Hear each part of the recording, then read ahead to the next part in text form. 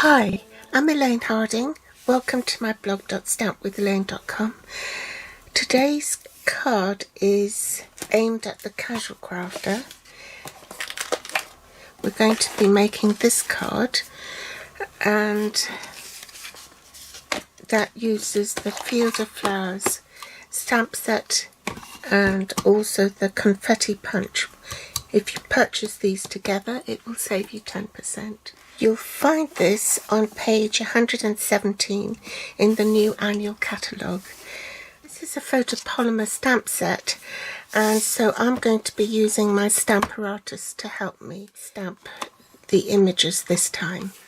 The Stamparatus normally comes with this foam mat, which you need if you're using photopolymer stamps, but they've also brought out a Stamparatus Deluxe foam mat. So it's a basic replacement foam mat for the Stamparatus to use with photopolymer stamps. And I like it because it's got this like a plasticized grid paper that's been glued to the foam mat, which you can wipe off afterwards with a chamois. The card base is thick whisper white, and that's been cut at 4 1/8 by 11 3/4 inches.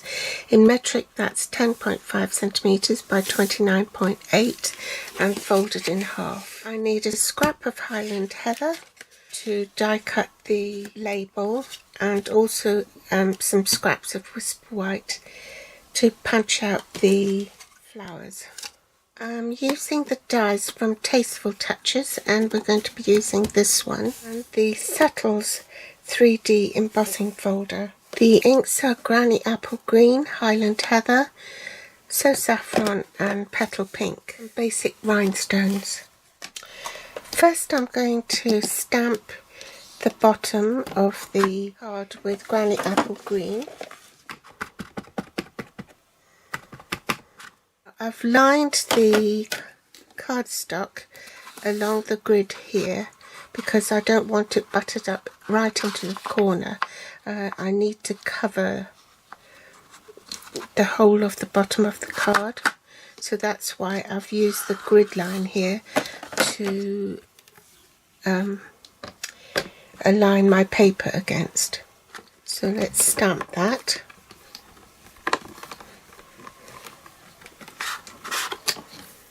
Now I need to clean this before I stamp inside the card. Next I want to stamp the inside of the card, so again I line it up at the 3 centimeter mark, put my magnet there, ink it up and stamp. Now I'm going to ink up the stem.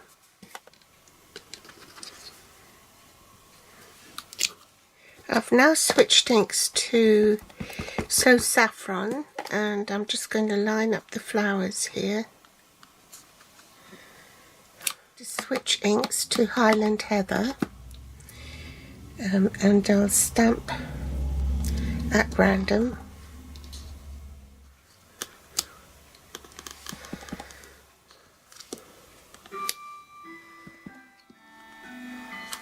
And then not to forget the inside as well. So just stamp some at random. Set that aside while we do the label.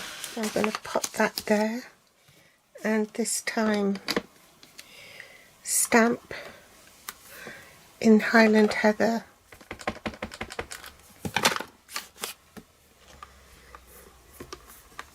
Switch my plate around to the other side and ink it up.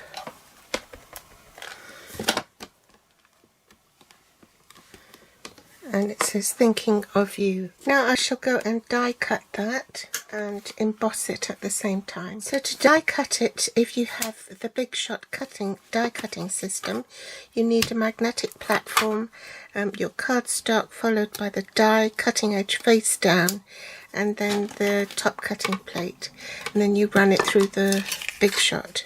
After you've done that, you need to sandwich it in between the Settles embossing folder so that the stripes are going horizontally across your label. And when you do that, it rather depends on whether you've got the old style dynamic embossing folder or whether it's the new style one.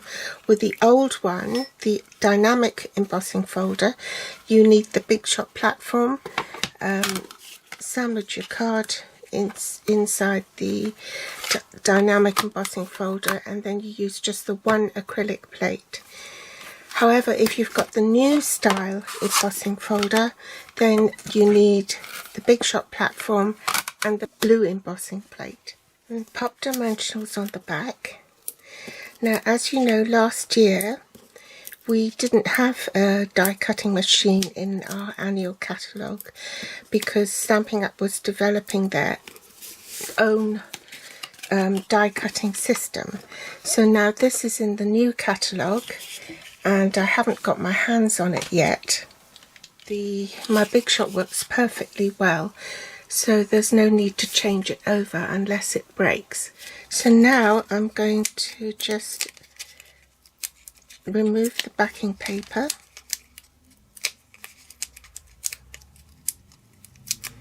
and adhere that to the front of my card, just over to one side a little bit. If you follow me, I showed you how to mount the stamp onto a block so that be in the exact position to punch out the flowers. With Stampin' Up's new Confetti Flower Punch, there are 6 different designs on here. What I'm going to do is get my ink first, ink up the stamp, and I really should have a cushion underneath. Line up my block with the bottom of the cardstock and stamp. Turn my punch upside down, line up the stamped images with the punch and punch. And I need 3 sets, so I'm going to line that up again with the bottom of my paper,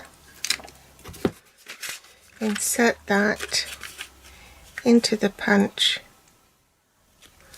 and punch, and just one more time line that up with the bottom of the paper, insert it into the punch,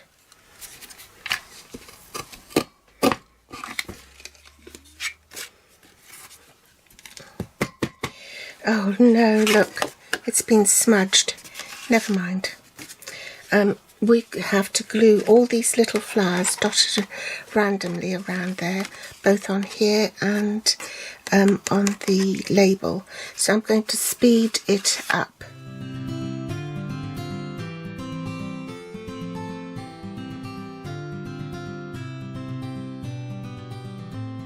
Lastly, we'll put some rhinestones in the flower centres on the larger flowers. That's sort of for the casual crafter, so we've added a little label and some embossing and some rhinestones. It's really quick and easy stamping, and it was to show you how to use the confetti punch. Thanks for joining me today. The supplies are listed below this video in the Show More section, and I'll be back with more inspiration next time.